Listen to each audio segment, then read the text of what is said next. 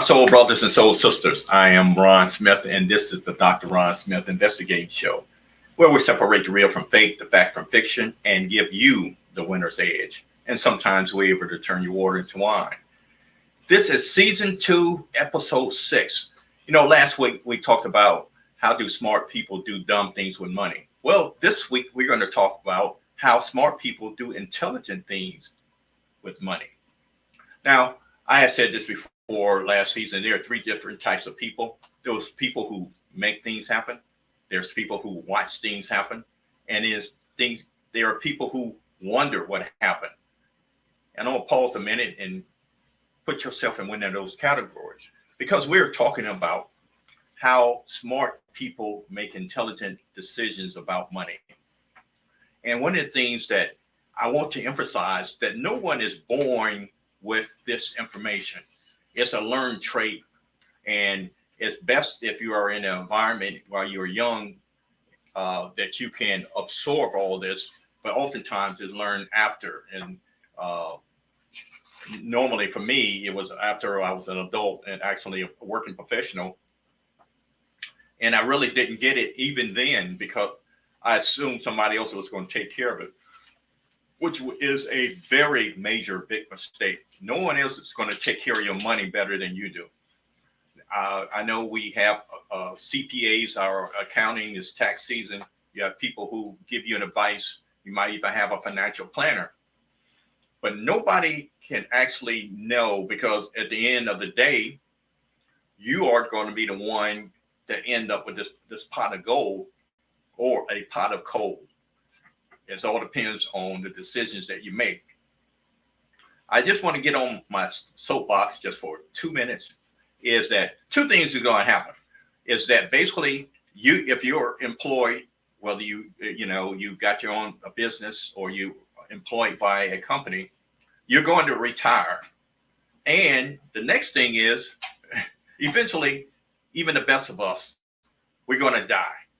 So 2 things right off the bat that I want to talk about is that death is going to happen. So let's make the best of it by planning, so your significant other or your family members, your siblings would not have to do a GoFundMe or pass the hat when that eventual day is going to happen.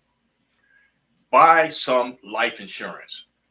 Right now, I talk about the 2 different types, term or whole life, and that's not the discussion for today. But smart people make the intelligent decision, knowing that basically the eventuality is going to happen, is to actually get insurance. So whether you get insurance, term or whole life.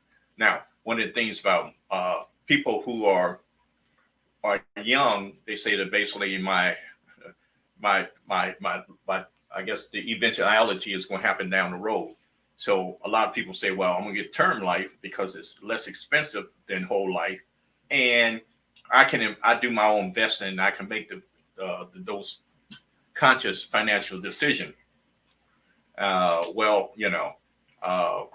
still have questions about that, but I might entertain that 2 different types of policy later, but I won't do it right now.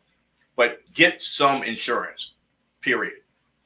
You're going to eventually get tired of working, or the job is no longer going to be there. So you have to prepare for the long run, which means that after you get 62, 65, or 70, right now, 70 is the new 50, as they call it, which means that basically everybody, your life expectancy is longer.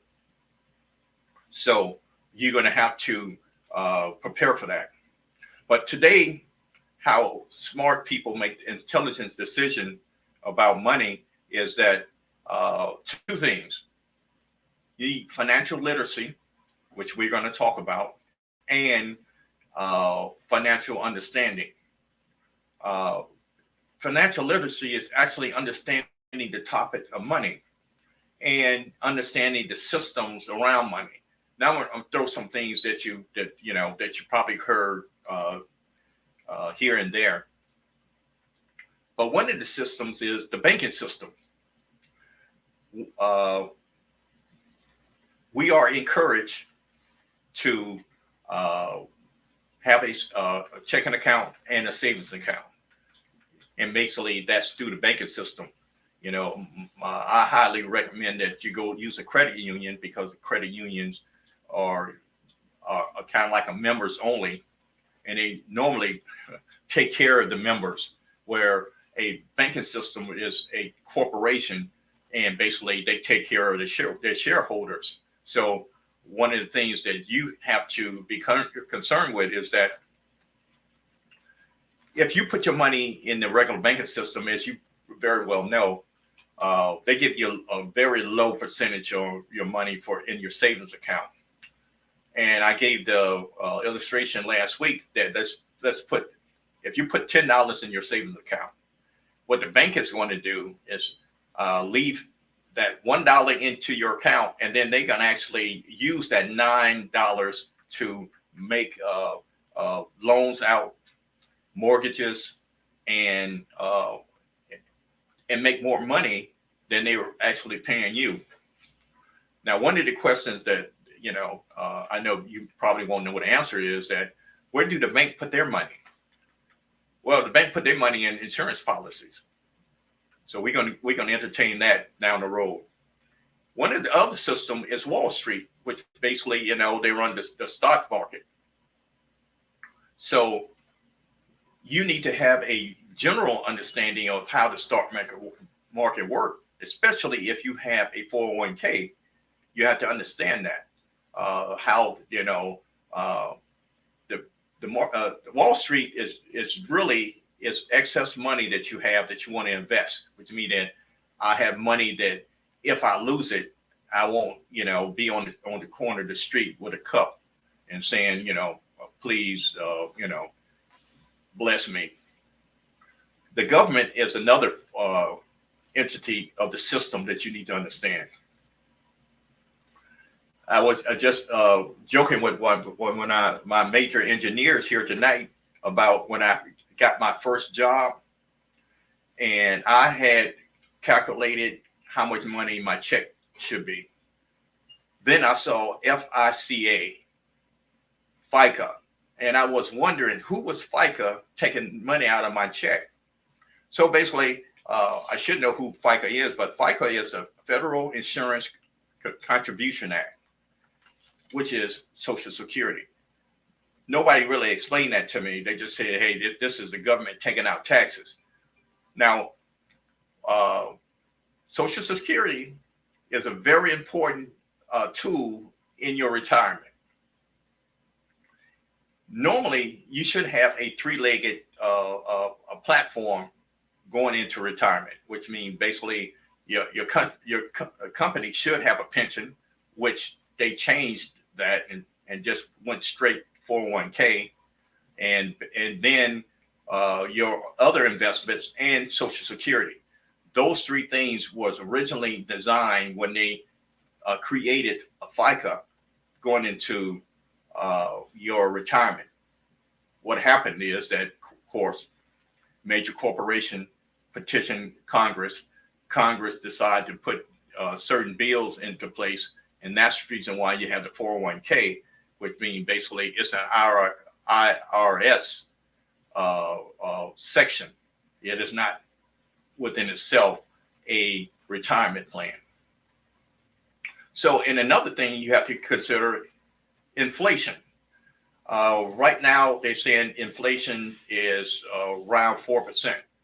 And normally what you need to do is you need to realize that even when you go into retirement, you should almost tax the retirement money at 4%. It's probably going to be greater by the time you retire because of the rate of inflation.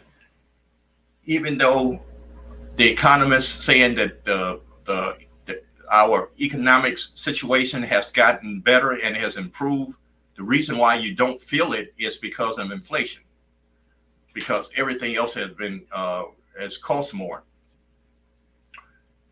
The reason why inflation is a problem is because once the US dollar is off the gold standard, basically we went into a printing press of money, which means that the dollar is not secured by a precious metal, which means that basically everything costs more.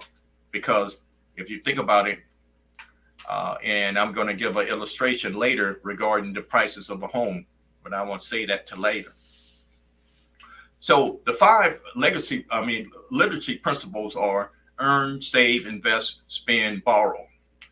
So the first thing is to earn enough money to cover your basic needs with some money left over for savings. The second thing is to manage your spending so that you can maximize your savings, which leads into the third is to invest your money. The first thing that we should do is what career will maximize my return on investment when I go trying to seek higher education. And, normally a 4-year college institution is what most people think. Of course, now we have more outside the box thinking on that, where apprenticeships in junior colleges and community colleges are really taking root. And if you ever went to the mechanic and actually looked at the itemized bill, and you see where your mechanic is making from $30 to $40 to $50 an hour, you would probably, second guess, why did I get a liberal arts degree when I could just went in and take a welding or being a carpenter, especially where the housing market is right now. So those are the things that we need to take into consideration. Financial understanding is the ability to apply these different financial tools effectively with your personal management, budgeting, and savings. And as I mentioned, understanding the banking system, the financial market, and credit. I will talk about credit some more because your credit score is your financial report, and it shows any financial institution or loan association just how understanding you understand about credit. And one of the things that I didn't understand is that paying your bills on time, not extending your line of credit, all those little things add up. And if you're not really, I guess, intentional about paying your bills on time and doing those things, those are bad check marks on your credit report. And the thing about it is that, and I take, for instance, one of my lessons that I talked about in season 1 about the credit card. I was not aware of the credit utilization, which means that basically, if I had $1,000 line of credit with my credit card, I should only use 30% of that credit card. Of course, being in college, without, I did have work study, but I did work a couple of years in school, but I didn't have the consistent income, and I wasn't aware that I should pay off that card every month. So those things were counted against me. So just understanding the money system will give you a leg up on your total financial picture. So once you become a career person, you can actually understand that. So once we take the break, we're going to even talk about debt and taxes, which, is one of the things that smart people do, doing intelligent decisions about money. See you on the flip side.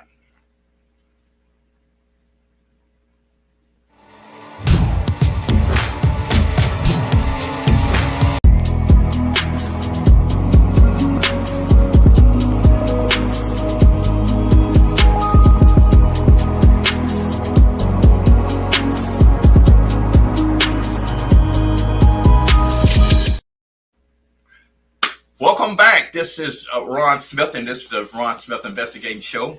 And basically, what we are chopping it up, and we're talking about how smart people make intelligent decisions about money.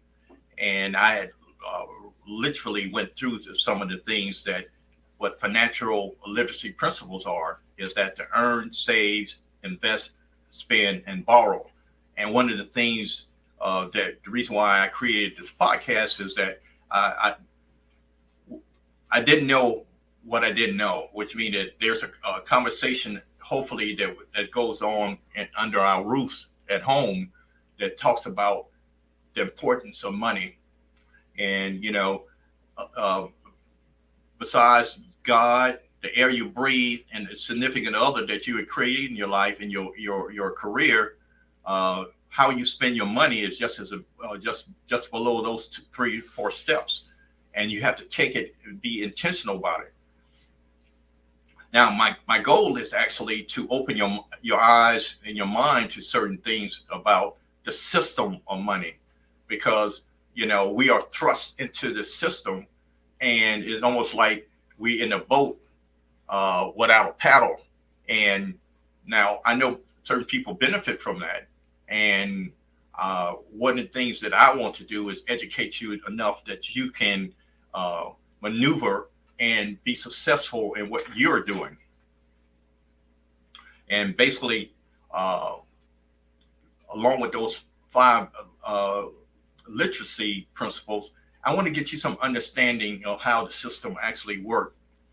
And just because you walk into an institution that should have your best interests in mind, you got to realize that actually who actually did work for. And I mentioned certain institutions before. And before I get into that, make sure you have life insurance. That is premium. That is one of the things that you can, and I want to expand on that just a little bit, is that if you have a whole life policy that has cash value, which a lot of people are saying that that's not the way to go, but think about it. If I have $1 million policy and I bring it to term, whatever that term is, 20 years or 30 years or 40 years, that is $1 million policy that basically I have a cash value in that, and I can use that cash value, a percentage of it, and I can make it a loan to myself. And which means that basically if I needed $100,000 at that particular time, I could use that cash value. And the caveat with that is that I'm making create a loan for myself.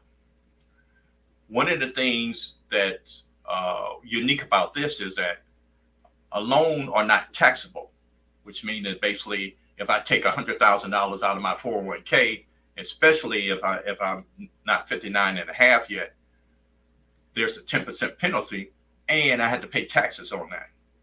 Just to throw that out to you.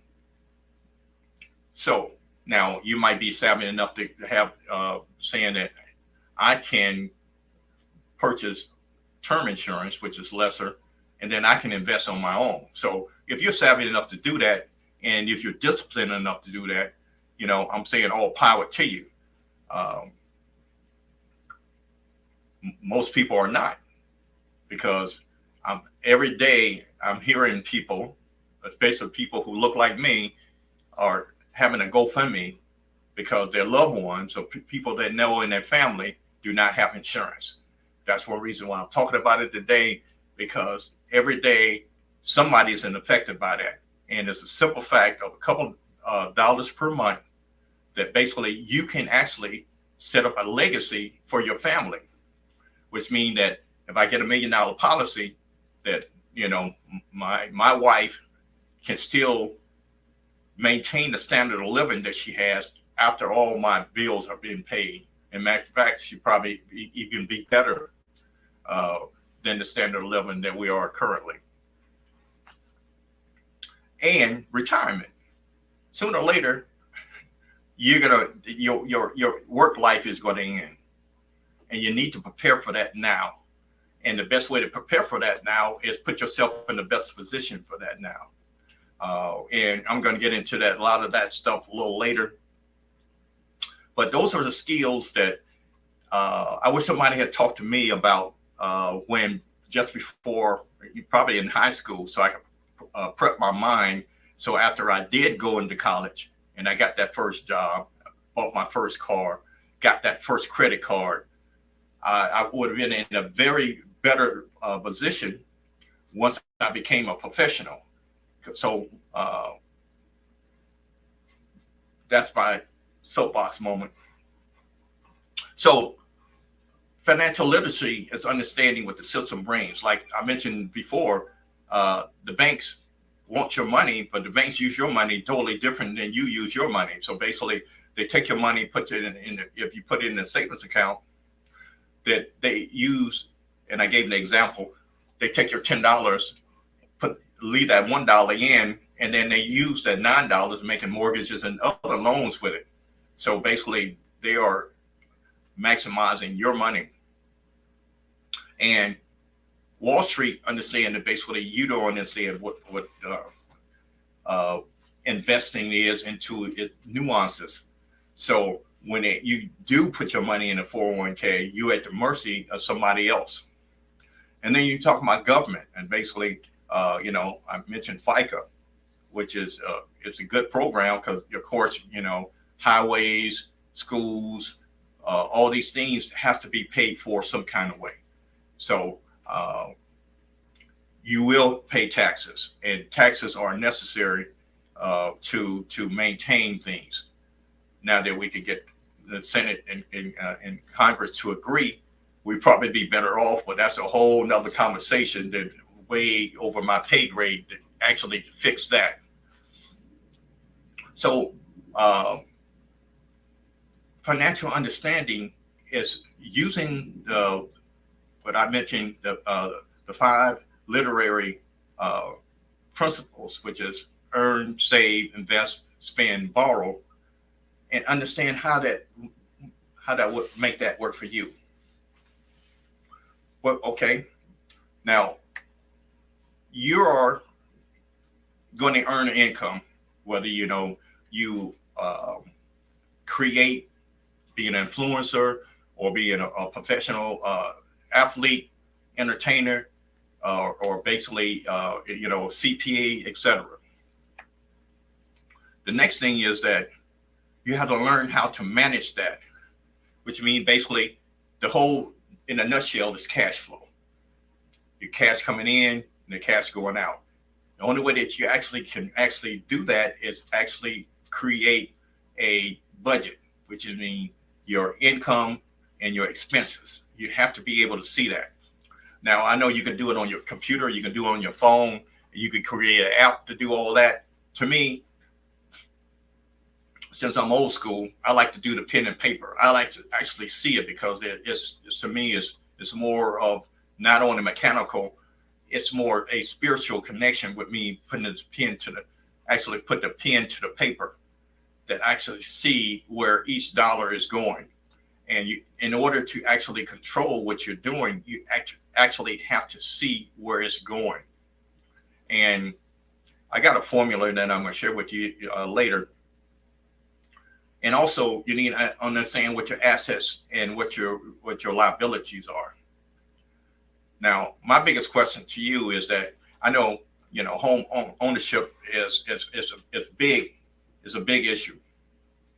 It's so big is that you have major corporations that are buying up real estate in America, and they're renting houses. The reason why we have a housing shortage is you have big corporations that buying like 85,000 houses. Others are buying 60,000 houses, 40,000 houses. It's mind blowing. Who, if you see behind the curtains of who are actually behind the housing shortage. And the thing about it is that, okay, it's going to be more difficult for you to buy a house. And I have mixed emotion, but I am more pro than con. And here's the reason why, and I share with you. You're paying a mortgage, you're paying insurance, you're paying the a power bill, and all those things, is that an asset or liability? An asset is things that add to your arsenal. A liability is things that you continues to pay. But the benefit of that is that you can kind of control your lodging expense. Having a mortgage, you can control that, which means that basically if you get a 15 or 30-year note, you kind of can control that. But if you're continuously renting, you always be at the mercy of who is the owner of that particular property. So I gave you the pros and cons, but at least what you want to do in life is that have some kind of control of what you are doing. And I am pro home ownership, but you need to understand that it might not necessarily be an asset to you, but it's part of controlling your total expenses. And I'm gonna get into that a little more in another show. Leverage is another area, meaning that basically, since I cannot pay $300,000, $500,000 for the house, I'm gonna have to go to a mortgage lender or a financial institution to do that. The best way to put myself in a position to do that and make sure that I have at least from 680 to 720 credit score, which means that goes back to my financial literacy. Starting from college to my first job, maybe 6 to 8 years after that, then I can buy my own home. Now, there's ways that we can fast forward that, but my point is that though this is the time, the earlier you start, the better position that you will be in once you understand how this financial system works. Protection. Well, we already know that basically if you get a car, you're going to need insurance. If you get a house, you're going to need insurance. But then again, there's disability insurance, there's accidental death insurance. So those are the things that need to protect. And building a legacy is very important. One of the things that I want to do, I want to leave, there's a scripture in the Bible that says a good man leaves an inheritance for his children's children. And, I consider myself a very good man. So one of my goals is to make sure I leave a legacy for my children and my children's children. One of the things I'm doing is that I have an insurance policy on both of my grandchildren. My next step is I want to leave some real estate, some property for my children. But I initially told you from the start is that I have a life insurance policy that's not only going to take care of, my wife and my family, is that they will be able to even do more things because they're going to listen to me how to invest that money. And since that life insurance money is tax-free, you're going to free them up for doing some things. So here's the thing that I want to talk to right quick. I got a few more minutes left. I mentioned a income strategy. Here's one that I ran across from I think a guy in Chicago. And basically what he was saying is that,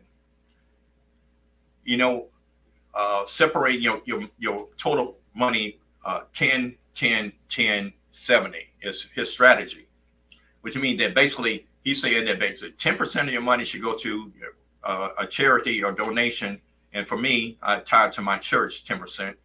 He said 10% should be going to your savings and 10% should go into your investment fund, which means your long-term fund. And he said that basically 70% should be going to, your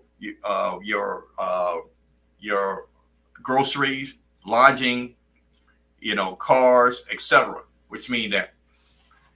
And we know right now, the theory is that you should only spend 30% of your money on lodging.